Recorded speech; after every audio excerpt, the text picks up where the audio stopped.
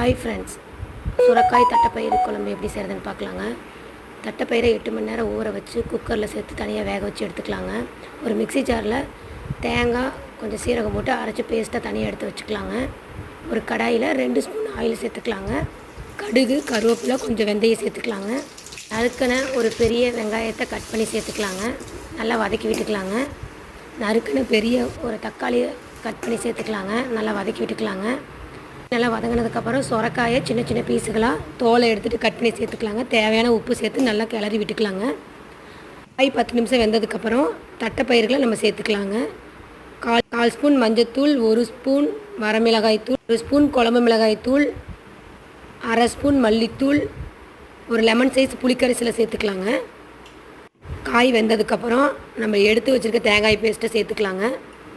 குழம்பு ரெடி ஆனதுக்கப்புறம் மல்லித்தலைகளை தூவிக்கலாங்க. சுவையான சுரக்காய் தட்டைப்பயிறு குழம்பு